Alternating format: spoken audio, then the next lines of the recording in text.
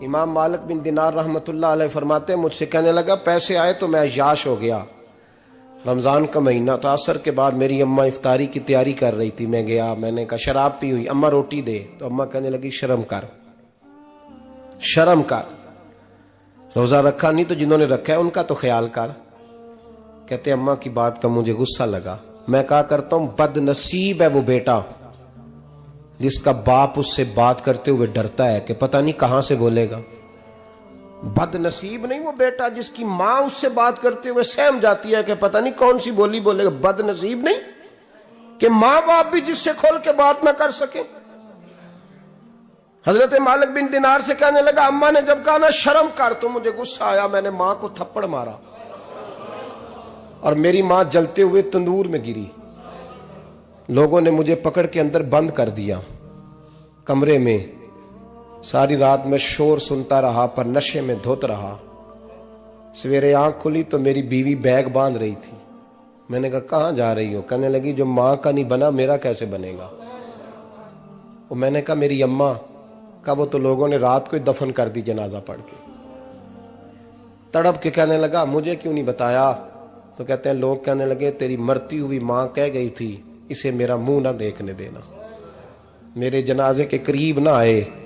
حضرت مالک بن دینار فرماتے ہیں جب اس نے یہ بات سنائی تو میں نے بھی اس کے منہ پہ تھپڑ مارا. میں نے کہا تو اسی قابل ہے. کہتے ہیں وہ رونے لگا, حضور دعا کرے اللہ مجھ سے راضی ہو جائے. کہنے لگا جب ماں کی انتقال کی خبر ملی تو میں نے کلاڑی لے کے وہ ہاتھ کاٹ دیا جس سے ماں کو مارا تھا. میں نے ساری جائیدادیں خیرات کر دیں. 24 سال ہو گئے, 24 سال. ساری رات نماز پڑھتا ہوں, روزہ رکھتا ہوں, حج کرتا ہوں, پر ہر سال کوئی آ کے کہتا ہے جا دوڑ جا تیرا کوئی نہیں قبول ہوا.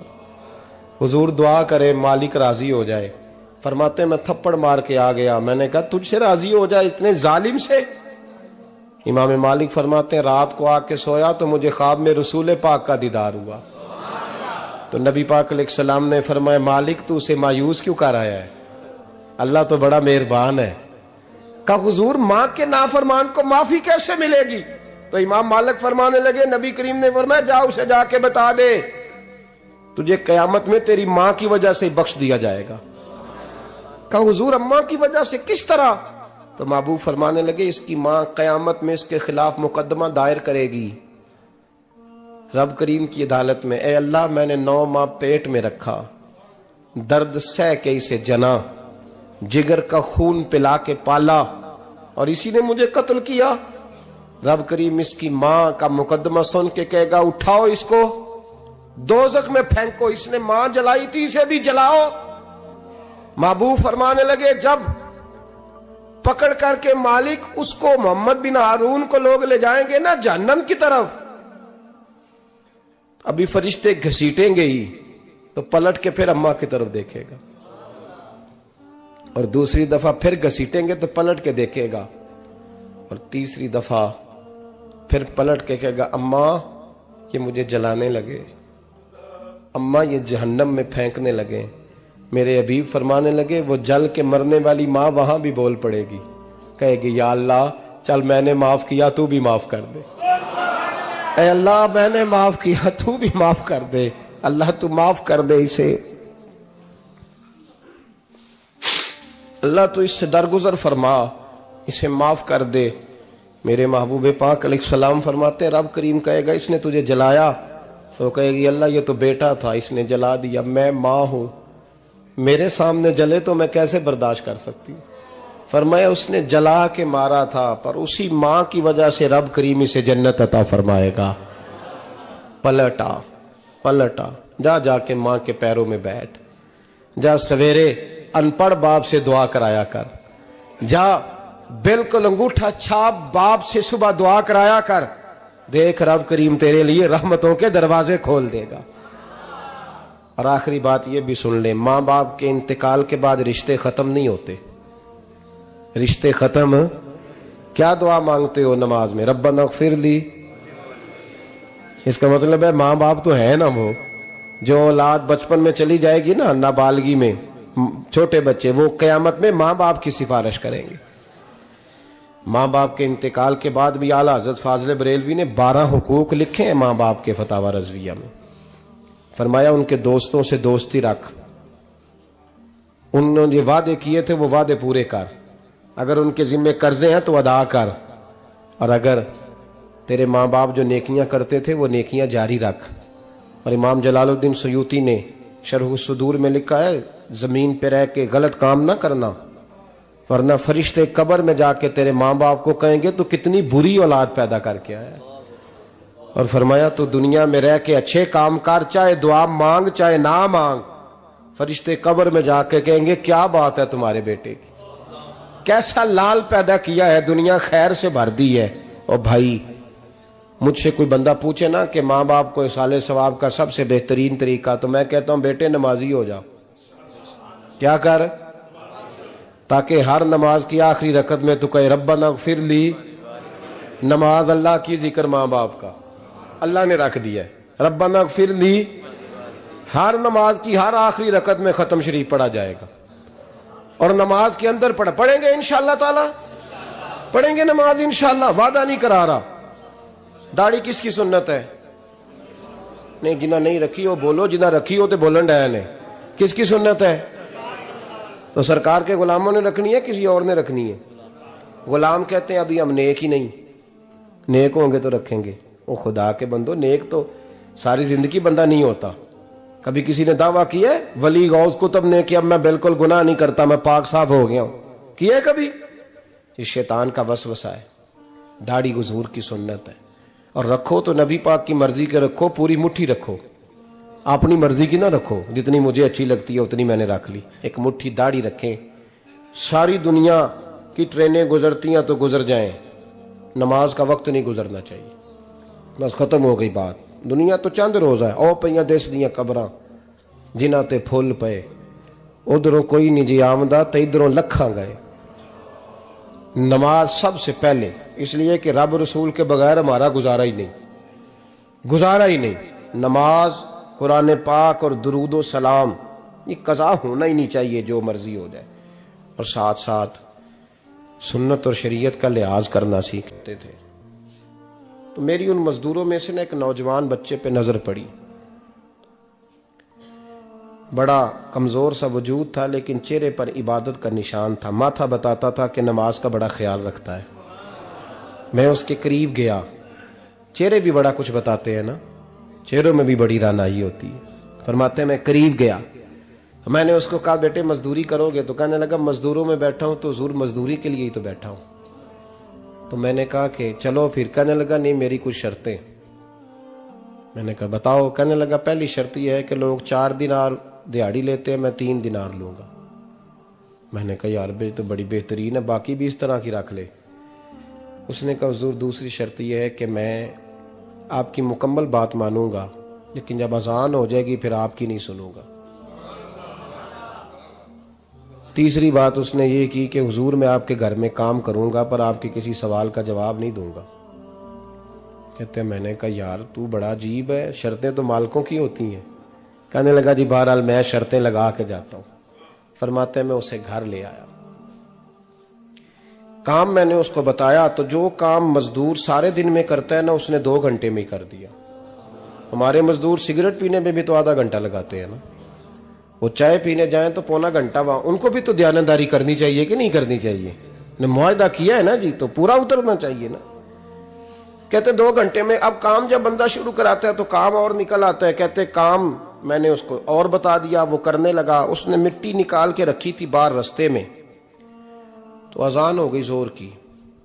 اس نے وہیں کدال چھوڑی کئی اور چلنے لگا. تو میرا بیٹا کہنے لگا اس کو ذرا برابر کر دو. کہنے لگا چپ کر جا، تیرے باپ سے بات ہوئی تھی، جب اذان ہوتی ہے تو میں کسی اور کی نہیں سنتا، صرف اللہ رسول کی سنتا ہوں. کہتے ہیں مسجد چلا گیا، نماز پڑھ کے آیا تو دوپہر کا وقت تھا. میری بی بی کہنے لگی اس کو کھانا کھا لے. کہتے ہیں ہم نے کہا کھانا کھا لو. تو کہنے لگا میں نے روزہ رکھا ہوا، رمضان بھی نہیں تھا، نفلی روزہ رکھا ہوا. فرماتے ہیں شام ہوئی، میں نے 3 دینار دیے. تو میں نے کہا تیرا نام کیا ہے؟ کہنے لگا میں نے آپ سے کہا تھا میں کسی سوال کا جواب نہیں دوں گا.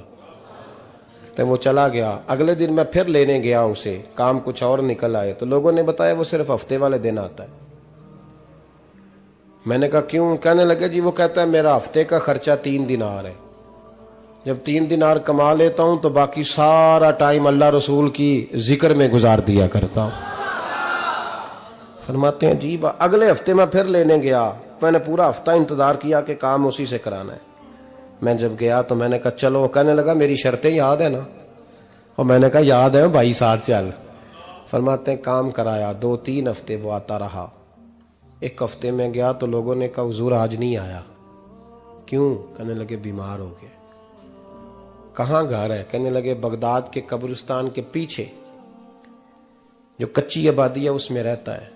فرماتے میں گیا، دروازے پہ دستک دی تو کہنے لگا حضور آپ ہیں؟ دروازہ کھولا ہے، آ جائیے۔ فرماتے ہیں میں اندر گیا تو میں نے کہا تمہیں کیسے پتا چلا میں آیا ہوں؟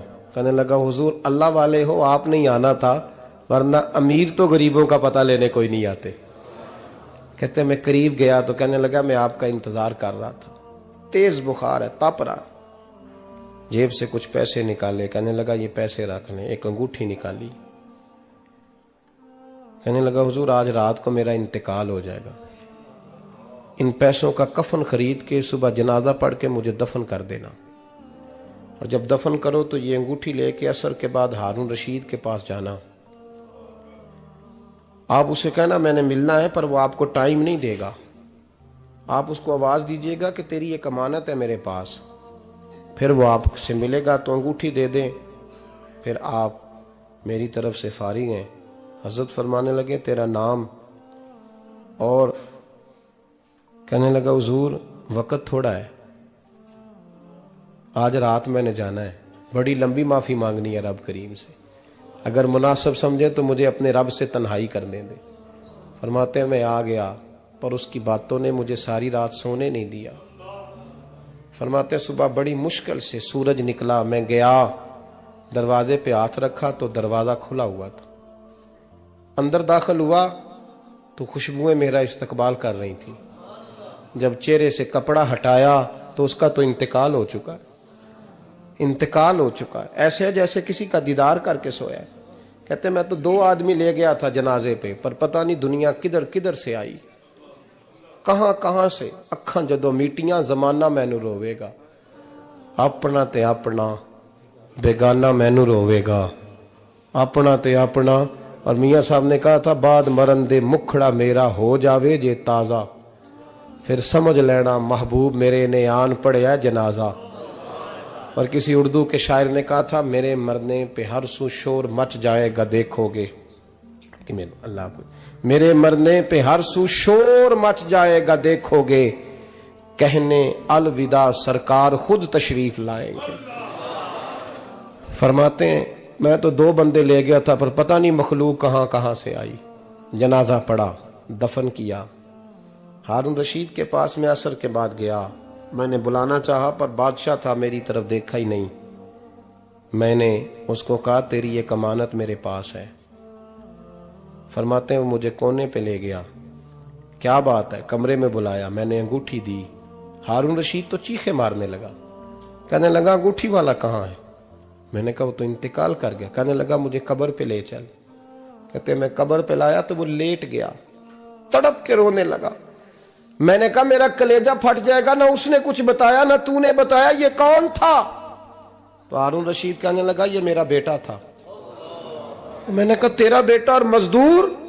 کہنے لگا حضور یہ حضرت داؤد تائی کے پاس بیٹھا کرتا تھا، ان کا مرید تھا، مجھے روز کہتا تھا ابا تو نے بڑی دنیا اکٹھی کر لی ہے، مرتے وقت تجھ سے ٹانگیں سمیٹی نہیں جائیں گی، اتنا حساب نہیں تو دے سکے گا۔ میں اس کو سمجھا دیتا، اس کی اماں سمجھا دیتی، یہ روز ہمیں کہتا چھوڑ دو آ جاؤ اللہ رسول کی بارگاہ میں جھک جائیں، ہم سمجھ۔ ایک دن یہ چلا گیا، کہنے لگا پھر تمہارا رستہ اور ہے اور میرا رستہ اور ہے۔ یہ سونے کی انگوٹھی غلطی سے اس کے پاس رہ گئی تھی، غلطی سے ہیرے کی انگوٹھی چلی گئی۔ کہنے لگا دیکھو میرے بیٹے نے آج وہ بھی واپس کر دی ہے۔ پھر تڑپ کے کہنے لگا ہارون رشید تھا تو یہ میرا بیٹا، پر میرا مرشد نکلا، میرا پیر نکلا۔ بھائی زندگی تو بڑی تھوڑی ہے نا۔ باوا صاحب نے کہا تھا اٹھ فریدہ ستیا، اور داڑھی آ گیا پور، اگا نیڑے آ گیا، پچھا رہ گیا دور، اٹھ فریدہ ستیا، خلقت ویکھن جا متے کوئی مل جائی بخشیا تے تم ہی بخشیا جا اٹھ فریدا ستیا جھاڑو دے مسیت تو ستیں رب جاگدا تیری ڈاڈے نال پریت میرا رب ہمیں بھی اپنی بارگاہ میں قبول فرمائے آخر دعوانا ان الحمدللہ